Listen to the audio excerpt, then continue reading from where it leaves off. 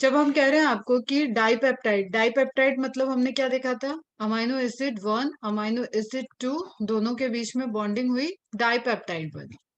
ठीक है, मतलब दो अमाइनो एसिड इन्वॉल्व हुए तो डाइपेप्टाइड बना था।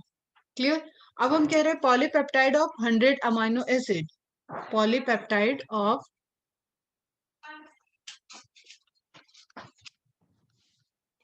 Polypeptide of 100 amino acids. It means कि यहाँ पे 100 अमाइनो एसिड की लॉन्ग चेन है और हर एक दो अमाइनो एसिड के बीच में एक पेप्टाइड बॉन्ड है। इट मीन्स कि 100 पेप्टाइड बॉन्ड्स हैं।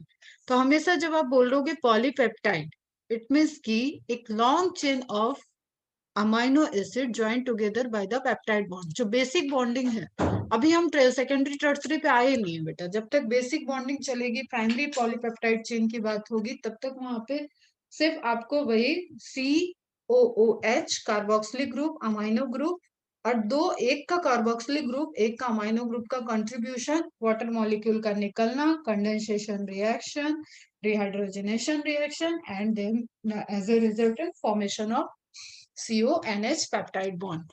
उसी को दिमाग में रखना है अभी तक। तो ऐसे ही एक लॉन्ग चेन बन रही है, दैट इज पॉलीपेप्टाइड। तो एक चेन होगी तो मोनोमेरिक बोलेंगे हम उसको, मल्टीपल चेन्स होंगी, मोर देन वन चेन होगी तो कलेक्टिवली उसको ओलिगोमेरिक बोलेंगे। Now come to the structure, primary structure, secondary structure, tertiary structure and quaternary structure. Primary structure, अभी तक जो भी कहानी बातें की ये सारी प्राइमरी स्ट्रक्चर है कि अमाइनो एसिड सिर्फ सिंपली एक दूसरे से जुड़ते जा रहे हैं, एक लॉन्ग चेन ऑफ पॉलीपेप्टाइड बन रही है, that is primary structure. Ribosome involve हुआ है, एंडोप्लाज्मिक रेटिकुलम इन्वॉल्व हुई है, तब तक सिर्फ आपका प्राइमरी स्ट्रक्चर। ठीक, मॉडिफिकेशन होने लगा,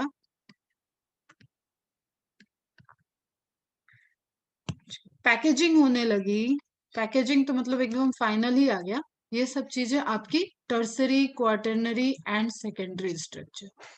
ठीक है, इसमें सेकेंडरी स्ट्रक्चर फोल्डिंग होती है क्योंकि, तो it will take in both ER and Golgi. ठीक है, आप ऐसे समझो कि आपने आसपास मैग्नेट रख दिए, खूब सारे मैग्नेट है, नॉर्थ साउथ पोल, आपको ध्यान होगा आपस में वो ज्वाइंट कर रहे हैं। ठीक है, तो आप इस तरीके से पॉलीपेप्टाइड पॉलीपेप्टाइड चेन बनती जा रही है, बनती जा रही है। उसके बाद आपका क्या होगा बेटा, वहां पे इनके बीच में ये जितना आसपास आएंगे, इनके बीच में साइड चेन भी है, आर याद है, आर हाइड्रोकार्बन चेन भी प्रेजेंट है, हाइड्रोकार्बन चेन भी प्रेजेंट है। अब जस्ट आप उन हाइड्रोकार्बन चेन को मैग्नेटिक मॉलिक्यूल की तरह ले लो, तो वो जितना आसपास से एक दूसरे के पास गुजरेंगे अटैच्ड हो जाएंगे, अटैच्ड हो जाएंगे, अटैच्ड हो गए, लिंक हो गए। तो that is a secondary structure. तो secondary structure is just folding of primary structure. समझना इस चीज को, secondary structure is just a folding of primary structure. तो जब भी फंक्शनल ग्रुप आसपास आएंगे वो आपस में ज्वाइंट कर गए और उसी चेन के, उसी प्राइमरी चेन के फंक्शनल ग्रुप, जैसे जस्ट सपोज ये स्ट्रक्चर है, ये A1 है, यहाँ पे A2 है, यहाँ पे A3 है।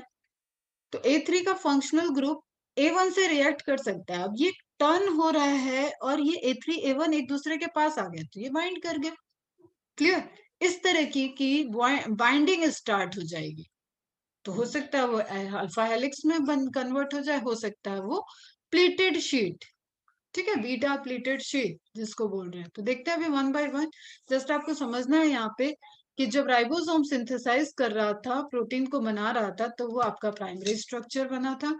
ये प्राइमरी स्ट्रक्चर अब फोल्डिंग स्टार्ट कर चुके हैं, आपस में जो इनका आर ग्रुप है वो रिलेटिवली बाइंडिंग को शो कर रहे हैं, फोल्डिंग स्टार्ट है।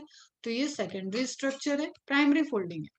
और ज्यादा फोल्डिंग स्टार्ट है, कई सारे पॉलीपेप्टाइड आपस में ज्वाइंट होके फोल्डिंग कर रहे हैं, then it is tertiary structure.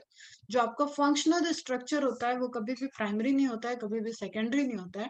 Tertiary structure is your functional structure. And finally अगर किसी में क्वाटरनरी स्ट्रक्चर फंक्शनल प्रोटीन है तो that will be quaternary structure.